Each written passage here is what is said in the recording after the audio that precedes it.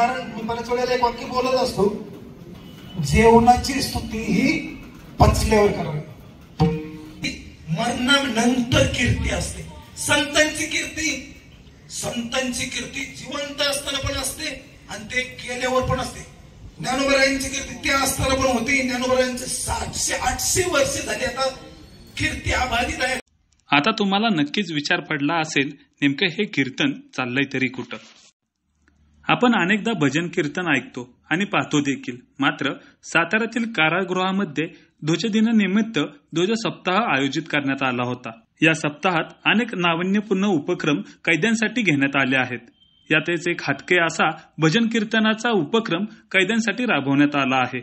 नेमका हा उपक्रम राबवण्यामागचा हेतू काय आहे, या उपक्रमाबाबतची अधिकची माहिती घेणार आहोत सातारा कारागृह अधीक्षक श्यामकांत शेगडे यांच्याकडून. महाराष्ट्र कारागृह विभागाचा 1 सप्टेंबर हा ध्वजदिन म्हणून साजरा केला जातो.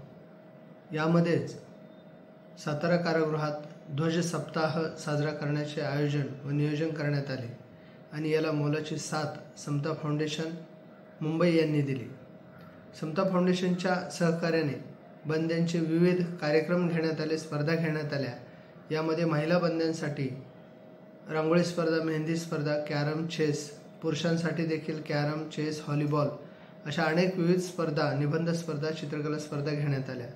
यामध्ये सर्वच बंद्यांनी जवळपास उत्स्फूर्त प्रतिसाद घेऊन सहभाग घेतला आणि विशेष प्रावीण्य मिळवले. प्रथम, द्वितीय आणि तृतीय क्रमांक देखील बंद्यांनी मिळवले.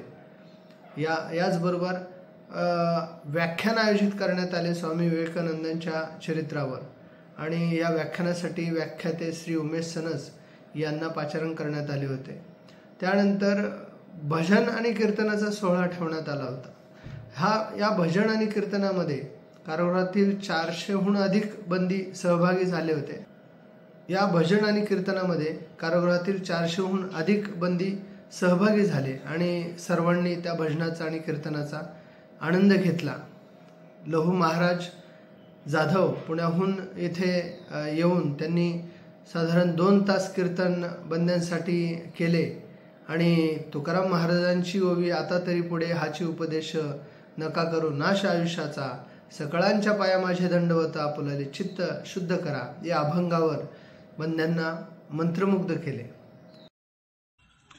कारागृहातील महिला आणि पुरुष बंद्यांसाठी वेगवेगळे उपक्रम राबवण्यात आले आहेत. यामध्ये व्हॉलीबॉल स्पर्धा, कॅरम स्पर्धा, बुद्धिबळ स्पर्धा, निबंध स्पर्धा, महिलांसाठी कॅरम स्पर्धा, बुद्धिबळ स्पर्धा, मेहंदी स्पर्धा, चित्रकला स्पर्धा, त्याचबरोबर रांगोळी स्पर्धा या स्पर्धेचं आयोजन करण्यात आलं होतं. यावेळी भजनाचे आयोजन केल्यामुळे कारागृहातील वातावरण सर्व मंत्रमुग्ध झालं असल्याचं देखील कारागृह अधीक्षक श्यामकांत शेडगे यांनी सांगितलं आहे.